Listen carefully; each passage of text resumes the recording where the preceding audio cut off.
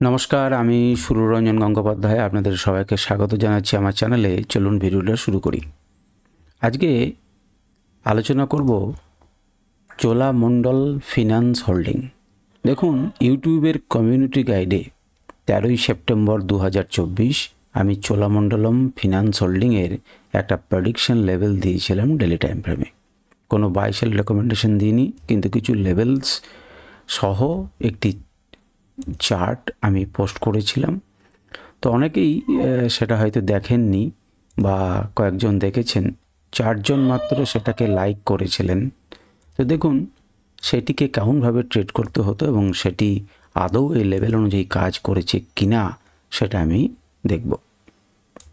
চোলামণ্ডল যে holding finance company রয়েছে, কেবলমাত্র চার্টটুকু দিয়েছিলাম এবং আপনারা যদি দেখেন তাহলে 1857-তে আমি এই চার্টটি দিয়েছিলাম, যখন একটি সামনে রেজিস্ট্যান্স রয়েছে সেই মুহূর্তে ধাক্কা খাচ্ছে এরকম জায়গায়। এইরকম চার্টের কাজ কি, এরকম চার্ট কেমনভাবে ব্যবহার করতে হয়? দেখুন, আপনার সামনে যে লেভেলগুলো রয়েছে সেগুলো কিছু সাপোর্ট লেভেল কিংবা রেজিস্ট্যান্স লেভেল। এখন প্রাইস আপনার কোন জায়গাতে রয়েছে, যেমন মনে করুন আপনার প্রাইস এই মুহূর্তে এই জায়গাতে, তাহলে এই চ্যানেলটি, এই যে লেভেলটি, এই লেভেলটি হচ্ছে আপনার সাপোর্ট হিসেবে কাজ করবে, আর এই লেভেলটি হচ্ছে আপনার রেজিস্ট্যান্স হিসেবে কাজ করবে। খুব ভালো। কিন্তু এই লেভেলগুলোর বৈশিষ্ট্য হচ্ছে, যদি এই যে কোনো একটি লেভেলের ওপরে ক্লোজিং হয় তাহলে কিন্তু তার নেক্সট টার্গেট হচ্ছে পরের লেভেলটা।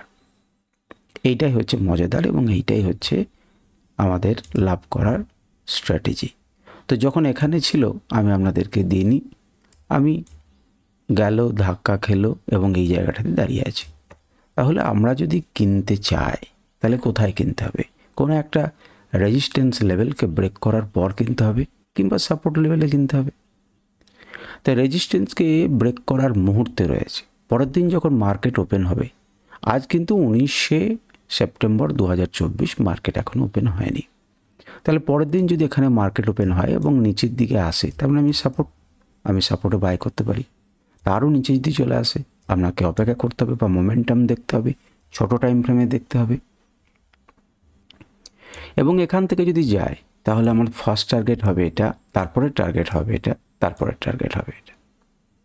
তো এই টার্গেট অনুযায়ী কাজ করেছে কিনা সেইটা আমরা দেখব। এবং এটা যদি দেখি তাহলে ভবিষ্যতে যদি কোনো লেভেল আমি পোস্ট করি তাহলে আপনাদের পক্ষে সুবিধাজনক হবে, আর আমি সেই জন্যই কিন্তু ভিডিওটি করছি। তো চলুন, এটা তো আমরা দেখে নিলাম যে 1857-তে দিয়েছি। আচ্ছা, আপনারা কয়েকটা জিনিস মনে রাখুন। কি মনে রাখতে হবে? যে দেখুন, 2000-এর কাছে আমার কিন্তু একটি লেভেল আমি দিয়েছিলাম, তার নিচে আমরা দেখে রাখুন। একে কোনো রকমের কোনো জালিয়াতি বা কম বেশি ম্যানিপুলেট করার কোনো ইচ্ছা আমার নেই, আপনারা দেখবেন। দেখুন, এটাকে বন্ধ করে দিচ্ছি এবং বর্তমানে চার্ট কি বলছে সেই জিনিসটা যদি আমরা দেখতে চাই তাহলে কি দেখব? দেখুন, আপনাদের সামনে আমি চার্ট খুলে দিয়েছি। আমার এটাকে এদিকে সরাই। দেখুন, 1857-তে যখন মার্কেট এরকম জায়গায় ছিল তখন কিন্তু আমি আপনাদেরকে প্রেডিকশন দিয়েছিলাম। দেখুন, মার্কেট ওপেন হয়েছে এই জায়গাটাতে। একটু বড় করি তাহলে ক্লিয়ার হবে বিষয়টা।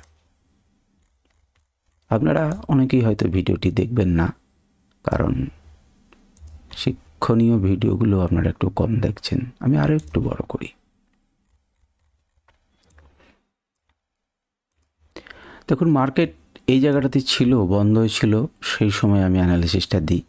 মার্কেট ওপেন হলো এখানে, মার্কেট দেখুন নিচের দিকে এলো এবং তার সাপোর্ট জোন থেকেই সে কিন্তু সাপোর্ট নিল। এটা গোটাটাই সাপোর্ট জোন। যে যত পেরেছে নিচে, সেটা কিন্তু ছোট টাইম ফ্রেমে অনুযায়ী আপনাকে করতে হবে। আপনার এই ক্লোজ করে দিয়ে ফার্স্ট টার্গেট কোনটা দিল? এটা। দ্বিতীয় নাম্বারে কি হয়েছে? পরের দিন দেখুন সেখান থেকে টার্গেট ফুলফিল করেছে এটা। তারপরে আপনার দেখুন এখান থেকে নিচে নামছে। কিন্তু এখান থেকে নিচে নামছে কেন?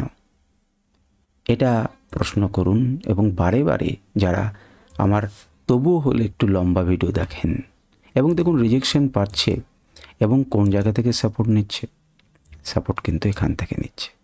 তাহলে বুঝতে পারছেন কত সুন্দর এই লেভেলগুলো। 13 তারিখে দিয়েছি, 19 তারিখ 18 তারিখ অবধি সেই লেভেল কিন্তু বর্তমান এবং বজায় আছে। যদি উপর দিকে যায় তাহলেও কিন্তু আমার লেভেল অনুযায়ী কাজ করবে, যদিও সেটা চেঞ্জ হতে পারে, কারণ সেটা তো সময়ের সঙ্গে সঙ্গে মার্কেট কি করবে, তার পরিস্থিতি কেমন হবে সে অনুযায়ী লেভেলগুলো সমান থাকবে না। তার উপরে দেখুন এইভাবে। এবার আমি মনে করুন ছবিটাকে বন্ধ করলাম। আমি এটা কার বেসিসে দিয়েছিলাম? আমি দিয়েছিলাম আমার আনরাইভেলড ইকুয়েশনে, ইন্ডিকেটরের সাহায্যে। তো দেখুন আনরাইভেলড ইকুয়েশন ইন্ডিকেটর কোন জায়গাতে আপনাকে বাই দিয়েছিল? এখানে বাই দিয়েছিল। যদিও আমরা বিভিন্ন লেভেলের ক্রসিংয়ে বাই করতে পারি, কিন্তু সেটা আলাদা।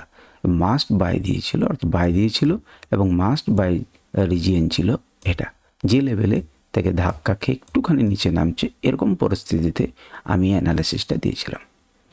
এখন যদি ছবিটি, আপনারা অনেকেই বলতে পারেন যে ছবির সঙ্গে হয়তো মিল নেই। দেখুন আমি খালি এই জোনগুলোকে ফিল করে দিয়েছিলাম আপনাদেরকে, আর কিচ্ছু না।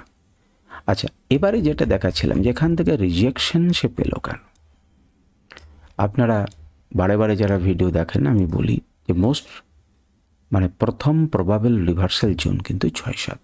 দেখুন 6-7 অর্থাৎ এক্সট্রিম যদি আপনি কোনো জায়গাতে এতে প্রফিট বুকিং করতে চান তাহলে 6-7 লেভেলে বুকিং করুন। অনেক সময় 5ও থাকে, 6-7 লেভেলে বুকিং করে আপনি বেরিয়ে আসুন। কিন্তু 5-এ কেন করবেন না? কারণ 5-এর উপরে দেখুন ক্লোজ দিয়েছে, অর্থাৎ পরের দিন কিন্তু এই লেভেলটাকে টাচ করবে, একদিন হোক 2 দিন হোক, এবং তারপর নেমে আসতে পারে। সবসময় যে কনফার্মলি এটাই করবে তা নয়, তবে ম্যাক্সিমাম ক্ষেত্রে 90%-এর বেশি ক্ষেত্রে, 95%-এর বেশি ক্ষেত্রে কিন্তু এমনই করে স্টকটা। এবং এই লেভেলের উপরে গেলে পরে তখন কিন্তু 9-10 লেভেলে যাবে। তো এই হচ্ছে আপনার অ্যানালিসিস, এবং দেখলেন যে রেজাল্টটা কাজ করেছে কিনা। আমরা যদি মনে করি যে আমরা কত পয়েন্ট পেলাম, দেখুন কিনতে হতো এখানে, আমি আপনাদেরকে সেটা তখন তো প্রোভাইড করিনি। দেখুন এখানে আগের যে হাই সেটা ব্রেক করছে, প্রাইস অ্যাকশনকেও কাজে লাগাতে হবে, ইন্ডিকেটরের লেভেলও রয়েছে, ভেঙে দেবে, উপর দিকে যাবে নিশ্চিতভাবে। কিন্তু আমরা যেখান থেকে দিয়েছিলাম সেখান থেকেই যদি আমরা কাউন্ট করি তাহলে কি কাউন্ট করব? 1800 আমাদের 57 মনে করুন, আপনি আরও নিচের লেভেল থেকে কিনতে পেতেন। দেখুন হাই হচ্ছে 159-60 টাকার কাছাকাছি, আপনি অত ক্যাপচার করতে পারবেন, আপনি লেভেলের নিচের ধাপ 138 টাকা। আপনি যদি 1 দিন 2 দিন 3 দিন 4 দিনে 138 টাকা পার স্ক্রিপ্ট ইনকাম করতে পারেন, খুব কম 7% 8% আপনি জেনারেট করতে পারছেন 4 দিনে, এবং শান্তিপূর্ণভাবে নিশ্চিতভাবে, কারণ আপনার লেভেলস রয়েছে, ইন্ডিকেটরের লেভেলস রয়েছে, আপনাকে কিচ্ছু ভাবতে হবে না। উপরে যাবে, আপনি বাই করবেন, কিছু প্রাইস অ্যাকশন আপনাকে দেখতে হবে, কিছু জিনিস শিখতে তো হবেই। তো এই হচ্ছে আমাদের চোলামণ্ডলমের হোল্ডিংসের, ফিনান্স হোল্ডিংসের যে আমি অ্যানালিসিসটা দিয়েছিলাম তার রেজাল্ট আশা করি আপনাদের ভালো লেগেছে। আপনাদের যদি কোনো কিছু বক্তব্য থাকে তাহলে আপনারা কমেন্ট সেকশানে করতে পারেন এবং আমাকে প্রশ্ন করতে পারেন। আমি চেষ্টা করব আপনাদের প্রশ্নের উত্তর দেবার। সব উত্তর কিন্তু দেওয়া সম্ভব তা নয়, কিন্তু তবু চেষ্টা করব উত্তর দেবার। নমস্কার, ধন্যবাদ।